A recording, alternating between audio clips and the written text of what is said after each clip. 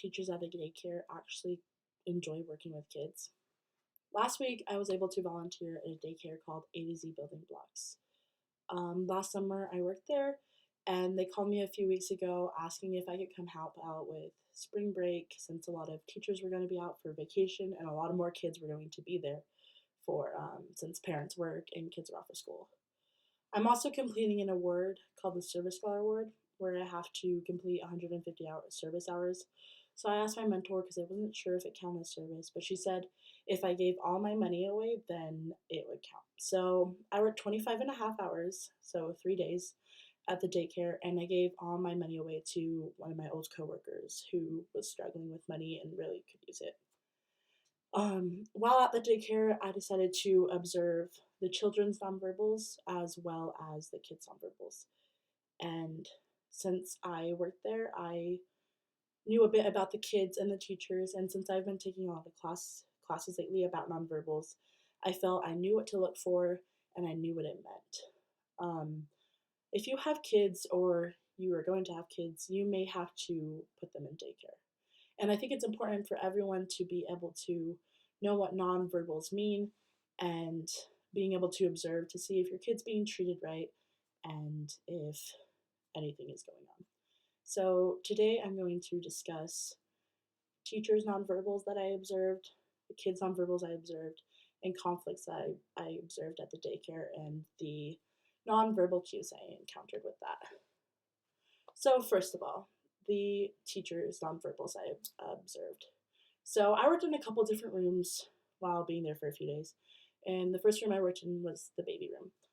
With the baby teachers, I observed that they were super, super sweet, gentle with their voices when talking to the babies and their paralinguistics, and they are very kind and loving. Obviously, wanting the babies to feel loved. Also, babies don't understand what they're doing is wrong, and they were super sweet with them. When it came to personal space, they were holding them, rocking them, rubbing their faces, again, to show that they are loved. I did this. Babies deserve love, you know.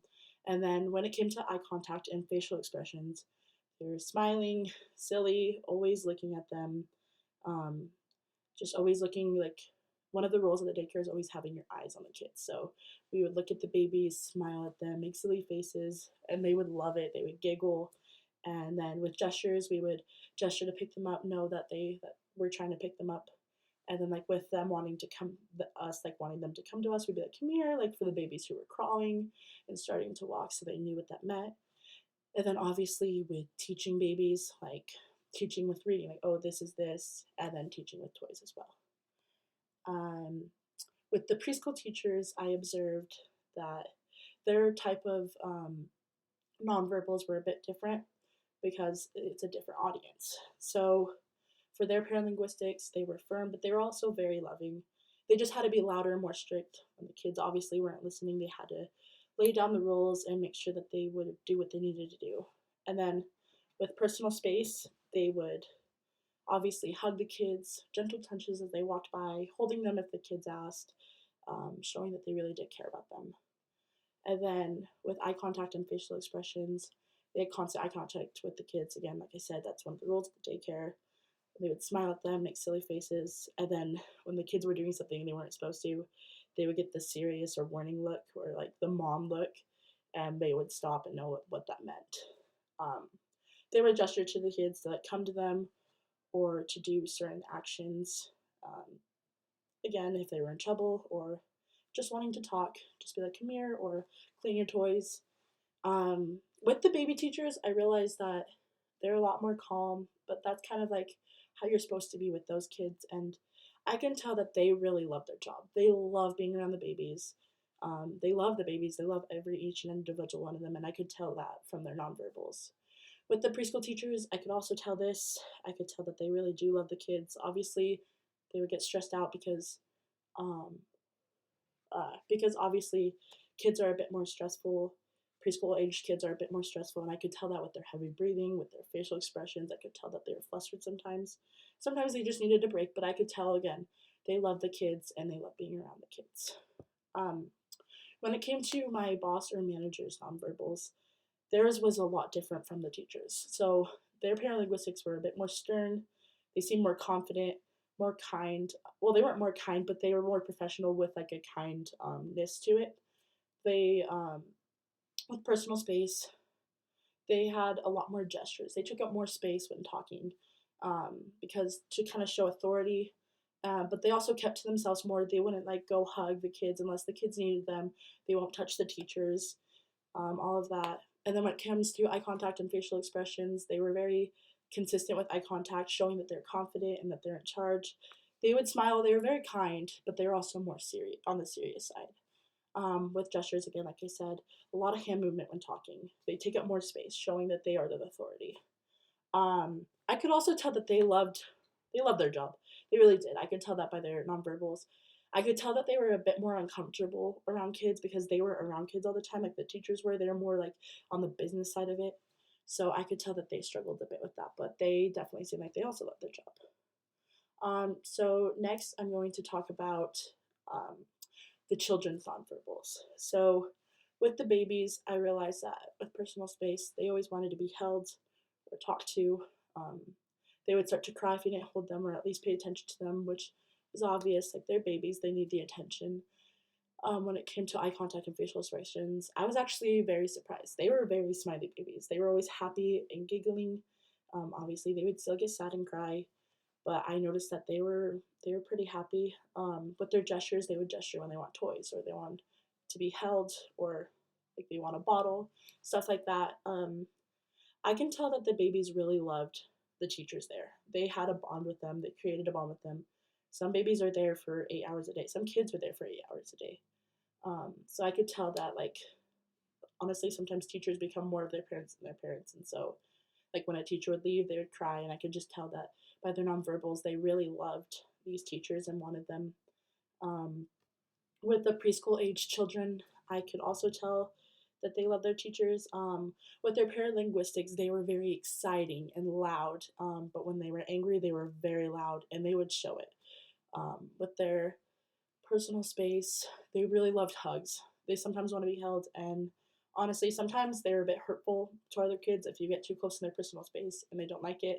They'll sometimes hurt another kid, but luckily that didn't happen too much. With eye contact and facial expressions, they're smiling and laughing a lot with their friends. How they seem to always be kind of having a good time, but of course things would happen and they'd show that they're angry or pouty, and they would show that in their facial expressions. They were very expressive kids. With gestures, they would gesture towards kids that play with them, or if they needed something. Also, imaginary play, they would obviously have imaginary friends or imaginary things that they were playing with, and they would like gesture towards those. Um, and I could really tell that they also have a strong bond with their teachers. They really seem to love them. They would go up to them and hug them and just play with them. And again, like they said, these kids are sometimes there all day. They're there with these teachers more than they're there with their parents.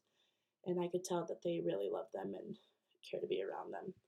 Um, the next thing I'm going to talk about is the conflicts I encountered at the daycare and the nonverbal cues I observed with them. So, a day before I got there, my boss and an employee got in a fight over a kid who had some behavioral problems, and my boss felt that the coworker wasn't doing enough, and my coworker felt like my boss wasn't doing enough. So, they got into a bit of an argument, and I saw it on cameras. My boss showed me, and I could tell from the cameras that I heard from other people as well that their voices, like their paralinguistics, their voices were raised. They seemed very angry and aggressive, kind of shouting a bit, but not yelling. Um, with personal space, my boss was behind a desk and the employee was over the desk, but I could tell that my boss was getting closer and closer with their chair, becoming more expressive and more angry.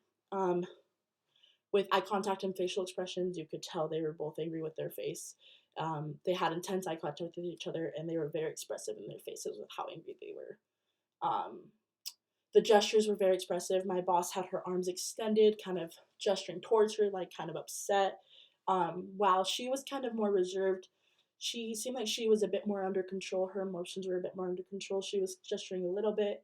Eventually, she just left, and she ended up quitting that day. But my boss seemed to have lost it a little bit, and my boss actually realized this after and apologized. And um, but yeah, because she didn't keep her nonverbals in check, she didn't keep her at it, like the way she was acting in check, it kind of made for a situation that was way worse than it needed to be and caused an employee to lose.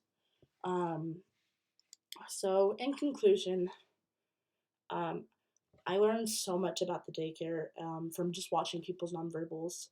Um, I learned so much about the kids and the teachers more than I had ever thought because I actually sat down and just watched them. Today, I discussed the teachers' nonverbals I encountered, the children's nonverbals I encountered, and the conflicts uh, that happened at the daycare and the nonverbal cues that I encountered from that. I I encourage all of you to go out and just watch people's nonverbals. You will learn so much more from watching people's nonverbals than talking to them. Our bodies show so much more than our voices could ever. Um, as Martha Graham once said, the body never lies.